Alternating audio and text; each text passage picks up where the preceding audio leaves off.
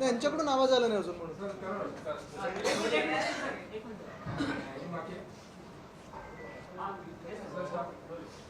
ठीक आहे. तुमचं सगळ्यांचं मी स्वागत करतो मातोश्रीत. आपल्याला माहिती आहे की कालपासून दिवाळीचा डबल धमाका हे एका ट्विटवरनं झालेलं आहे. दोन महत्त्वाच्या गोष्टी ज्याला मी साधारणपणे 24 तासाची डेडलाईन दिलेली होती आणि प्रश्न विचारला होता मुंबईच्या प्रशासकांना.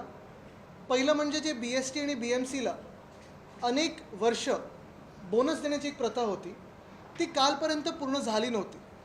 आपल्याला माहिती आहे सर्वांना की हे बोनस काही दिवसाच्या आधीच दिला जातो, कारण दिवाळी साजरी व्हावी, चांगली साजरी व्हावी, सगळ्यांच्या घरोघरी सुख शांती आनंद यावं ह्याच्यासाठी हा बोनस दिला जातो. पण कालपर्यंत ज्या खोके सरकारने BMC आणि BSCच्या कर्मचाऱ्यांना विसरलेले होते त्याच खोके सरकारला एका ट्विटनी भाग पाडलं की बरोबर दुपारी लगेच बैठक बोलवायला लागली आणि संध्याकाळपर्यंत बोनस जाहीर करायला लागला. ही शिवसेना उद्धव बाळासाहेब ठाकरे या पक्षाची ताकद आहे. आणि साधारणपणे ज्या ज्या कामगारांनी BMCच्या कर्मचाऱ्यांनी मला हा मेसेज पाठवला होता की आदित्यजी अजून हे झालं नाही आहे काम, जरा आमच्या वतीने तुम्ही आवाज करा, आवाज उठवा आमचा, त्यांचे मी आभार मानतो आणि त्यांना देखील दिवाळीच्या शुभेच्छा देतो.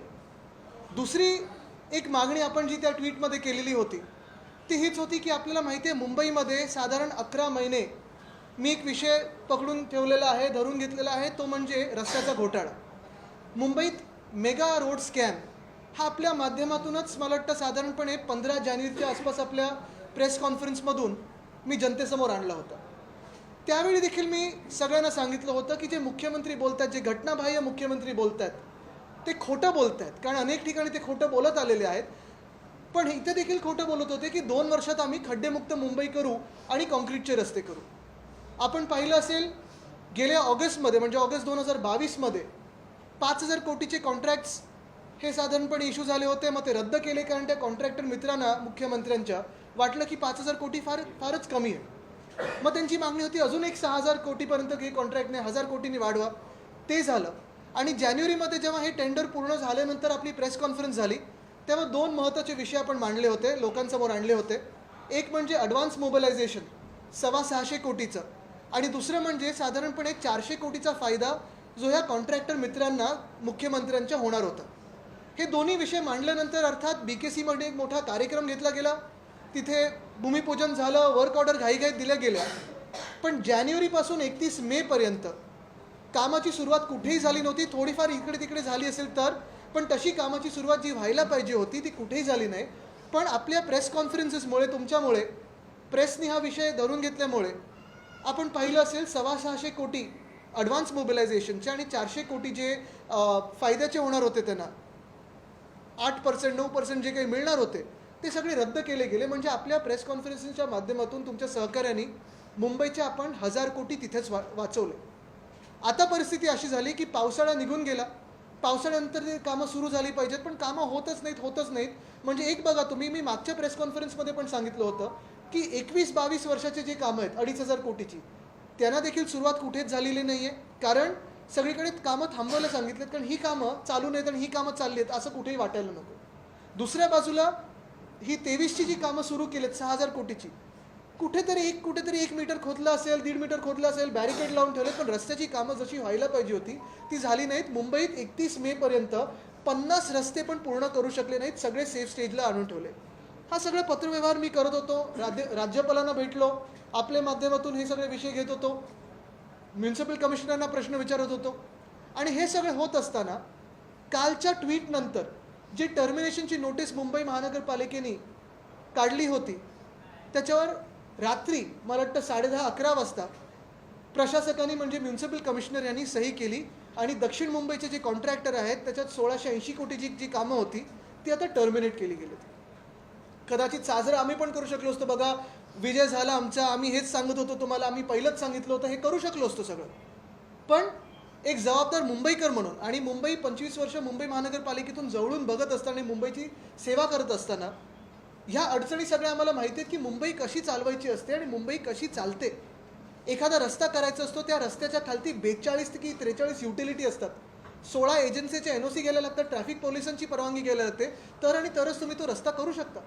आता दक्षिण मुंबईची सगळी जेव्हा मेगा पॅकेट कॅन्सल झाल्यानंतर माझा पुढचा प्रश्न मुंबई म्युन्सिपल कमिशनरना हाच आहे की हे तर तुम्हाला आम्ही एका वर्षापूर्वी सांगत होतो की हे जे तुम्ही सांगताय हे शक्य नाही आहे. तुम्ही म्युन्सिपल कमिशनर म्हणून, प्रशासक म्हणून जरी बसला असाल तरी मुंबई जाणून घेणं गरजेचं आहे. नुसतं घोटाळे मुख्यमंत्री करू इच्छितात म्हणून तुम्ही त्यांना मदत करणं हे काही योग्य नाही. आता पुढची जी कामं असतील दक्षिण मुंबईतली ती कधीपासून सुरू होतील?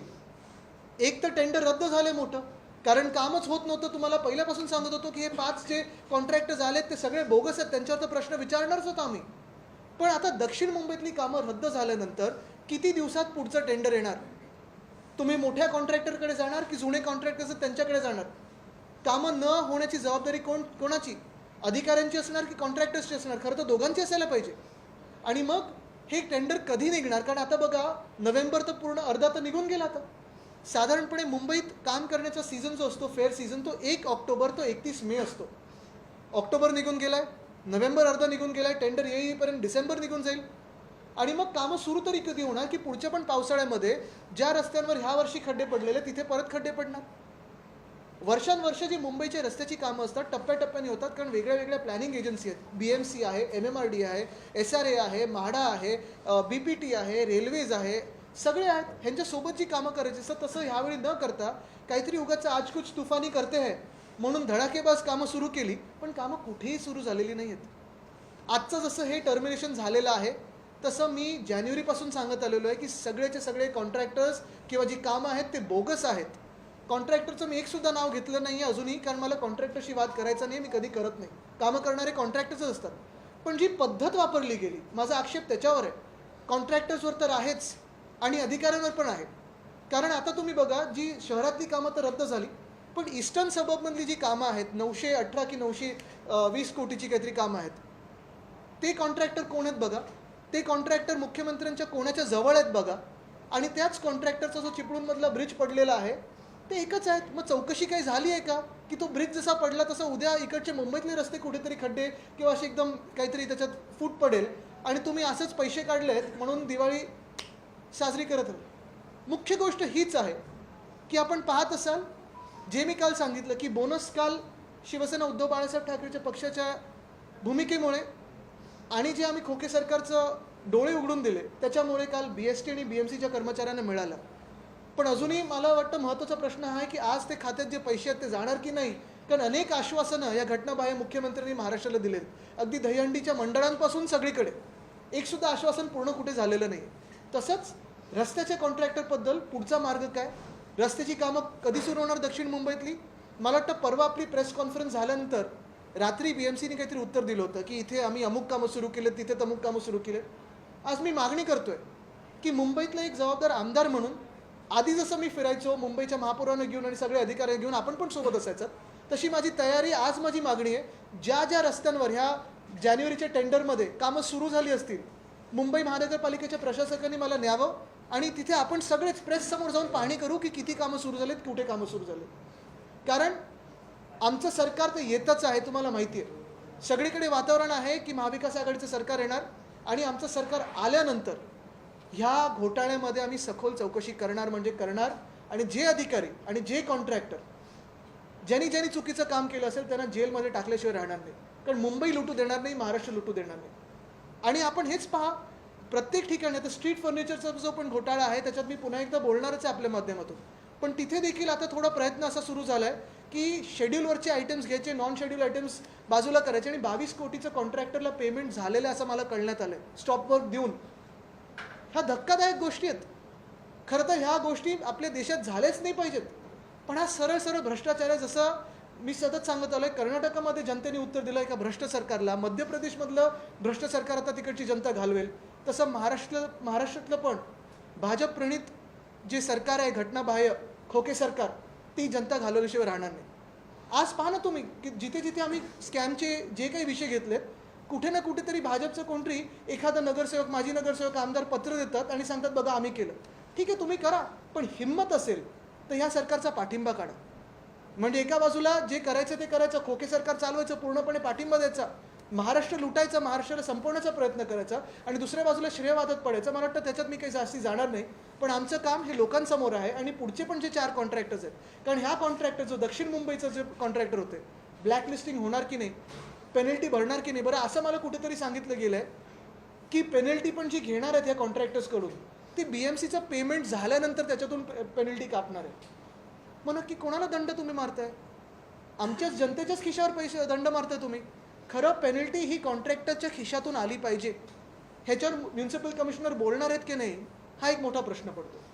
बरं, हा जसा एक मोठा प्रश्न आपल्या डोळ्यासमोर आहे मुंबईकरांचा, जो रस्ते असतील त्याचा, तसा दुसरा मोठा प्रश्न, आणि आपण पण मला वाटतं काही लोकांना सर्दी झाली आहे, इथून मला काही आवाज येतात, काही लोकांना खोकला झाला आहे, हा मोठा प्रश्न झाला आहे, गंभीर प्रश्न झाला आहे. मुंबईत प्रत्येक व्यक्तीला ॲलर्जी, सर्दी, खोकल्याचा त्रास होतो आहे.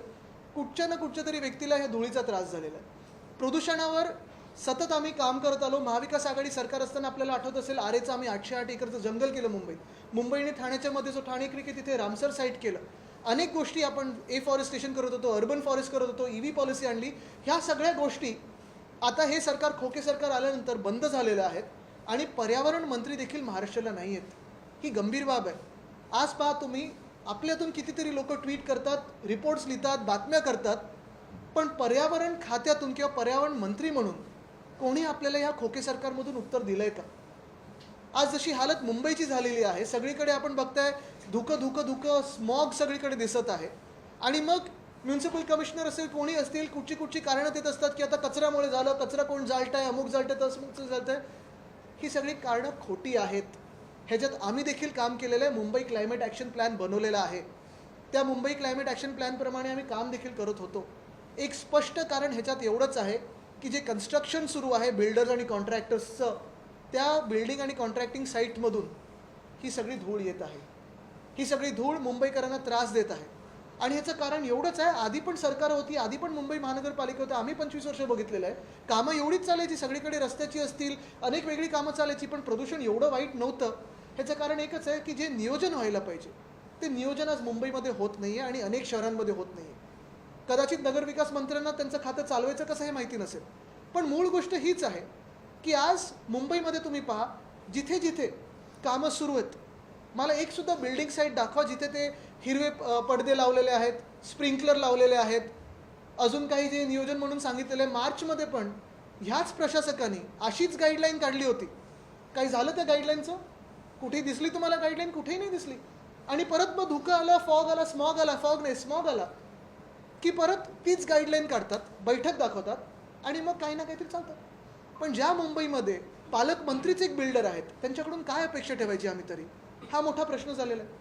मग आज मला वाटतं मेट्रोचं काम थांबवलं, उद्या कुठच्या तरी फ्लायओव्हरचं काम थांबवतील. पण ही जनतेची कामं थांबवण्यापेक्षा मी या खोके सरकारला आग्रह करीन की थोडी तरी हिंमत दाखवा आणि जे बिल्डर आणि कॉन्ट्रॅक्टर तुमचं सरकार चालवत आहेत ना, त्यांची कामं थांबवण्याचा प्रयत्न करा. आज BKCमध्ये बघा, जेवढं बांधकाम चालू आहे, कुठेही तुम्हाला हिरवा पडदा दिसलाय का आजूबाजूला येता जाताना? कुठेही स्प्रिंकलर दिसलेत का? पण प्रत्येक वेळी कुठचाही प्रॉब्लेम आला, कुठचाही विषय आला की मुख्यमंत्र्यांचा एक स्टँडर्ड रिस्पॉन्स असतो, कॉन्ट्रॅक्टर ड्रिव्हन रिस्पॉन्स. आत्ता पण त्यांनी काय आयडिया काढलेली आहे? स्प्रिंकलर गन विकत घ्यायच्या, स्मॉग टावर लावायचे, किती 30-32 कोटीचे स्मॉग टावर लावायचे. हां, ते काय आज मी ऐकलं 1000 टँकर विकत घ्यायचे आणि रस्ते धुवायचे. ह्या कारणामुळे मुळात कुठेही प्रदूषण होत नाही आहे. प्रदूषण हे तुमच्या बिल्डर्सच्या साईट्सवरनं येतं. हिंमत दाखवा आणि ते काम रोखून दाखवा पुढचे 15 दिवस. जोपर्यंत ते जे काही तुम्ही गाईडलाईन दिलेल्या आहेत ते पाळत नाही, तोपर्यंत काम रोखून दाखवा. कारण मुळात आपण 1000 टँकर विकत घ्यायचं म्हणजे कॉन्ट्रॅक्टर आला, रेंटवर घ्यायचं म्हणजेही कॉन्ट्रॅक्टर आला, स्प्रिंकलर गन घ्यायची म्हणजे कॉन्ट्रॅक्टर आला, तुमचं ते आत्ता काय सांगितलं त्यांनी, स्मॉग टॉवर घ्यायचे म्हणजे कॉन्ट्रॅक्टर आले. हे सगळं झाल्यानंतर कॉन्ट्रॅक्टरचं परत बोनस. पण मुंबईकर करणार काय ह्याच्यावर प्रश्न. आणि हे सगळं होत असताना हे 1000 टँकरमध्ये पाणी भरणार तरी कुठून? तुम्हाला माहिती आहे महाराष्ट्रात पाण्याचा मोठा प्रश्न आहे. दुष्काळ काही काही अजूनही जिल्ह्यांमध्ये, तालुक्यांमध्ये आहे. आणि हे सगळं होत असताना, एल निनो आपल्या राज्यात येऊन गेले असताना मुंबईकरांवरच सतत ही टांगती तलवार का, की पाणी पण तुमचंच, कॉन्ट्रॅक्टरसाठी पैसे पण तुमचेच आणि तुमच्याच नाका आणि घशात आम्ही प्रदूषण टाकू. हे सतत मुंबईकरांना खच्चीकरण का चाललंय, हा आज माझा त्यांच्याकडे प्रश्न आहे.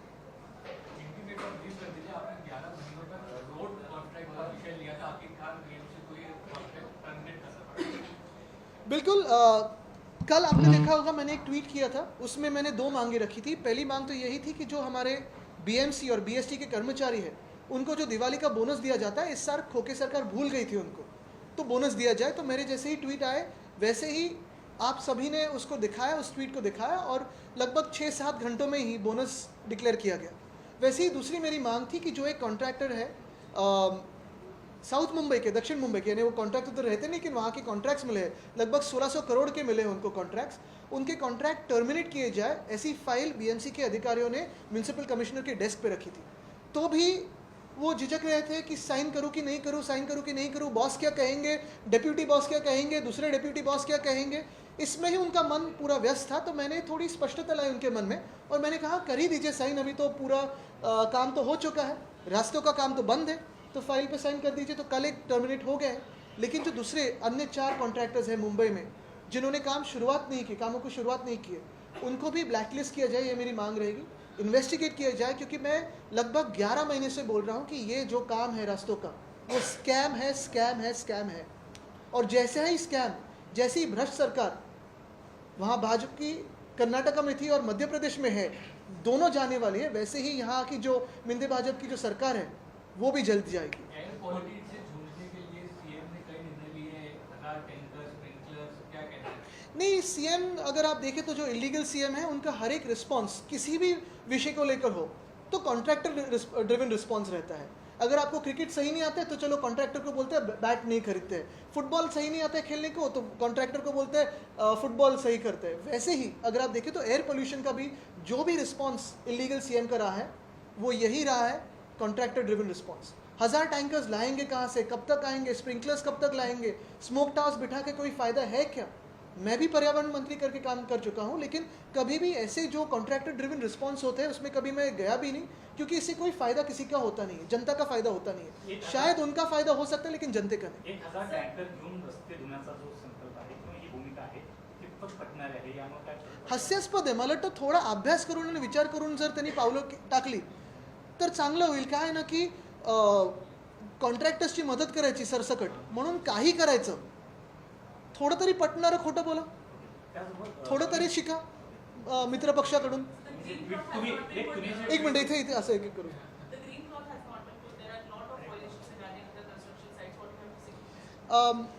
The air quality in Mumbai has been terrible, and if you see right from January this year, the BMC has issued multiple guidelines on air quality management. None of those guidelines are followed, and every time there is smog in our city, there's terrible air quality, the BMC comes together and tries to help a new contractor. The illegal CM has been wanting to push his contractor friends all across the board. Today, if you see, every response to any issue is a contractor-driven response. Sprinklers, smog towers, buying 1,000 or renting 1,000 tankers. Where will the water come from? We are already facing a drought. In that, you want to use water. You want to help contractors by renting or buying tankers. Instead of this, I will urge the Khoke Sarkar to actually show some effort, show some strength, and stop the works of all those errant builders who have been violating these guidelines. I will also urge all the citizens to actually click pictures and tag the BMC and send it to the BMC Municipal Commissioner's house or his office to show where all the buildings in their neighborhood are not following the guidelines. रस्ते काम कंत्राट जे terminate केले गेलं दक्षिण मुंबईचं, त्यानंतर कुठेतरी क्रेडिट घेण्याचा प्रयत्न भाजपचे माजी नगरसेवक मकरंद नार्वेकर यांच्याकडून होतो का? कारण त्या संदर्भात त्यांनी पत्र ट्विट केलं। मला वाटतं ह्याच्यात स्ट्रीट फर्निचरमध्ये पण असेल, इथे पण असेल, मी नाव न घेता सांगेन की काही त्यांच्या पक्षातले लोक श्रेयवादासाठी प्रयत्न करतात। आता काय, तसं राम मंदिरमध्ये पण त्यांनी केलेलंच आहे, सुप्रीम कोर्टाचा निर्णय श्रेय ते घेतात। पण मुळात हीच गोष्ट आहे की हेच बघायला पाहिजे की जर एवढं त्यांना वाटत असेल की भ्रष्टाचार सुरू आहे, सरकार बसवलं कोणी, पक्ष फोडला कोणी, परिवार फोडला कोणी, आशीर्वाद कोणाचे त्या सरकारवर, काळा पाठिंबा या सरकारमधून बाजूला व्हा, हिंमत दाखवा। पक्ष म्हणून भूमिका घेत नाही पण श्रेयवादासाठी पत्र टाकतात, ही काही भूमिका कुठच्या पक्षाची होऊ शकत नाही।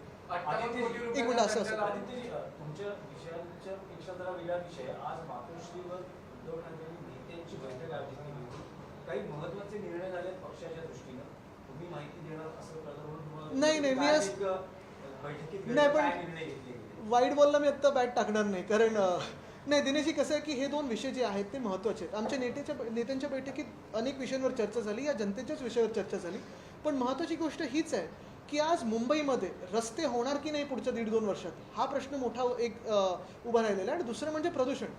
तर त्याच्यावर आज ही महत्त्वाची प्रेस कॉन्फरन्स घेतलेली आहे. एक दंड लावलेला आहे, बरोबर आहे, पण हे साधारणपणे मला मे पासून ऐकू येते ते दंड वाढत चाललेला आहे, पण दंड भरणार कोण? म्हणजे आत्ता तरी कंडिशन अशी मला माझ्या कानावर आलं की जे पेमेंट BMC ह्या कॉन्ट्रॅक्टरनं करेल त्याच्यातून हा दंड कापला जाईल. खरं तर हा दंड त्यांच्या बँकेच्या अकाउंटमधून घेतला पाहिजे, ब्लॅकलिस्ट केलं पाहिजे, FIR टाकली पाहिजे, चौकशी झाली पाहिजे. कमीत कमी दंड त्यांच्याकडून तरी घ्या तुम्ही काढण्यापेक्षा. म्हणजे दंड लावता आणि दंडवट घालता हे कुठचं प्रकार झाला? तुम्ही वारंवार उल्लेख करतात की बोगस टेंडरिंग. बोगस टेंडरिंग म्हणजे नेमकं काय होतं? बोगस टेंडरिंग म्हणजे आपल्याला आठवत असेल त्यावेळी मी ब्लॉग पण लिहिला होता.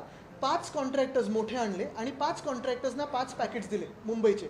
त्याच्यात बरोबर प्रत्येक कॉन्ट्रॅक्टर जो जिंकलाय कॉन्ट्रॅक्ट त्याला 7 ते 9% मध्ये जिंकायला दिलेला आहे, जो हरला त्याला 9 ते 13% मध्ये दिलेला आहे, आणि प्लस त्याला 18% वेगळा GST आणि 8% वेगळा बेनिफिट दिलेला आहे. हे लोकांसमोर हे ओपन शॉट केस आहे करप्शनची. ही करप्शनची ओपन शॉट केस आहे. पण हे असं कोणी कोणी पत्र टाकण्यापेक्षा चॅलेंज देतो, सरकारमधला पाठिंबा काढा. बिहारमध्ये नितीश कुमार सरकारनं आता 50% पेक्षा जास्त आरक्षण देण्याचा निर्णय घेतला. महाराष्ट्रात देखील तसं व्हायला पाहिजे आणि मराठ्यांना आरक्षण दिलं गेलं पाहिजे का? काय नेमकी भूमिका? त्याच्यावर मला वाटतं उद्धव साहेबांनी भूमिका मांडलेली स्पष्टपणे, पण आज ह्या 2 विषयावर मी मांडीन, त्याच्यावर वेगळं आपण बोलूच.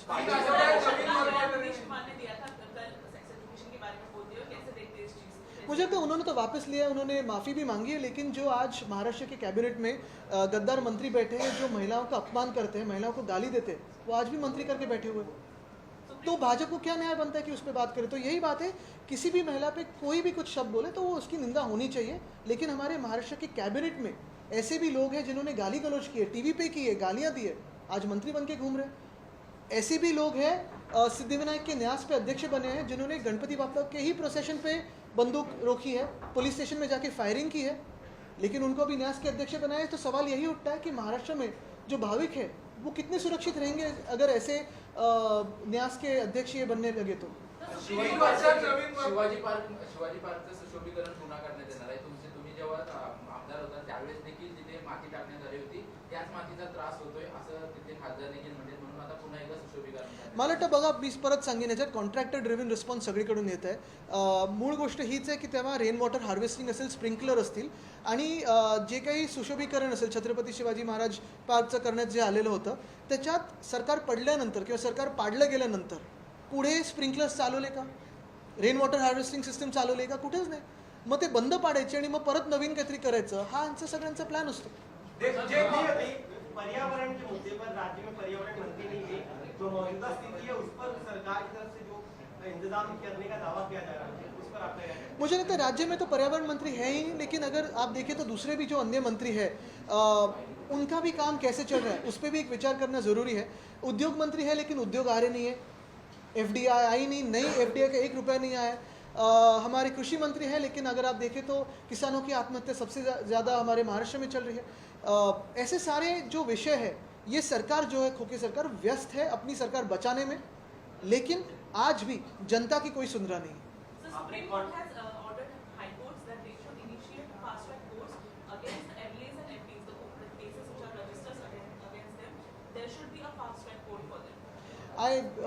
I would have to read into this, but we're hoping for a fast track decision from the tribunal in Maharashtra on our case as well. प्रदूषण नियंत्रणावर जे स्मोक टॉवर्स मुंबईमध्ये बसवण्यात येणार आहेत ते दिल्लीमध्ये टेस्ट केले गेलेत आणि ते तिथे फेल झालेत, बरोबर. तर ते मुंबईमध्ये आल्यानंतर काय त्याचा परिणाम होईल तरी सुद्धा मला वाटतं कॉन्ट्रॅक्टर्सची मजा चालली. आपण बघतोय कॉन्ट्रॅक्टर्सचं जे काही धमाल चालली आहे राज्यामध्ये, बिल्डर कॉन्ट्रॅक्टर आल्यानंतर, सगळे सरकार बसल्यानंतर, हेच स्मॉक टावर्स, मी पर्यावरण मंत्री असताना माझ्यासमोर देखील हा विषय आलेला होता आणि मी त्यावेळी देखील हेच सांगितलं होतं की कुठेही स्मॉक टावर्स लावून काही फायदा कोणाला होणार नाही आहे. कदाचित कॉन्ट्रॅक्टर्स न होईल, जे मंत्री आता लावायला यांना भाग पडत असतील त्यांना होईल, पण स्मॉक टावर्स लावून जनतेला काही फायदा होत नाही. कारण हे स्मॉग कुठे असं पकडला जात नाही, जे सोर्स आहे त्याला टार्गेट करा. आणि टार्गेट म्हणजे नुसतं धरपकड नाही, तर काहीतरी त्याला एक नीट नियोजनबद्ध कार्यक्रम चालवला पाहिजे. जसं मी सांगितलं की जे बिल्डर्स असतील, ज्यांचे साईट्स चालू आहेत, जिथे धूळ अजून तुम्हाला दिसते किंवा जे कोणी पाळत नसतील जे काही तुम्ही गाईडलाईन्स दिले, त्याच्यावर कारवाई करा, त्यांना भाग पाडा ते लावायला. पोलीस प्रशासनावरती आणखी प्रश्नचिन्ह होत आहे. जसं ललित पाटीलला रुग्णालयामध्ये सेवा पुरवली पोलिसांकडून, तसंच आणखी एक व्हिडिओ व्हायरल होतो ज्यामध्ये पोलीस पैसे घेऊन काही वस्तू त्या कैद्यांना पुरवतात, असा एक व्हिडिओ व्हायरल झाला. ज्या राज्यामध्ये सिद्धिविनायक मंदिराच्या न्यासावर किंवा त्या ट्रस्टवर अध्यक्ष म्हणून एका अशा व्यक्तीला बसवतील जिथे त्यांनी बंदूक गणपती बाप्पाच्याच मिरवणुकीत रोखली भाविकांवर, मुंबईकरांवर, दादरकरांवर, पोलीस स्टेशनमध्ये जाऊन फायरिंग केलं, त्यांच्यावर आर्म्स ॲक्टची केस झाली, ती गोळी आली हे पण पोलिसांनी सांगितलं, नुसतं गृहमंत्र्यांनी काय सांगितलं यांनीच फायर केली की नाही हे माहिती नाही. आता एवढं जर पोलिसांचे तुम्ही हात बांधून ठेवत असाल आणि त्यांना अध्यक्ष करत असाल तर अशा राज्यामध्ये न्याय तरी काय अपेक्षित करायचं आपण? तर पोलिसांचे हात बांधलेले आहेत आणि पोलिसांच्या मागे किंवा पोलिसांना कोण चालवत आहे? तसंच मी त्यावेळी पण बोललो ना, जालन्यामध्ये लाठीचार्ज करायला कोणी लावला? जनरल डायर कोण आहेत? तसंच दुसरे जनरल डायर तुम्ही आता त्या सिद्धिविनायक टेम्पल ट्रस्टवर बसवलेत. तुम्ही बघा, विचार करा, मुंबईसारख्या शहरामध्ये, दादरसारख्या मतदारसंघामध्ये गणपती बाप्पाच्या मिरवणुकीत जी व्यक्ती, जी जबाबदार व्यक्ती, जे आमदार आहेत, गद्दार जरी असले तरी आमदार आहेत, त्यांनी बंदूक धरली हे टी व्हीवर दिसले, तुम्ही सगळ्यांनी दाखवलं आहे. अशा व्यक्तीला तुम्ही अध्यक्षाचे त्या नाशाचे अध्यक्ष करू शकता? मग काय अपेक्षा करायची? ठीक आहे, चलो. देश विदेशातील प्रत्येक घडामोडींचे लाईव्ह अपडेट मिळवण्यासाठी आता साम टीव्हीच्या सर्व सोशल मीडिया प्लॅटफॉर्मला लाईक, फॉलो आणि सबस्क्राईब करा. तसंच सर्व नोटिफिकेशनसाठी बेल आयकॉन प्रेस करायला विसरू नका.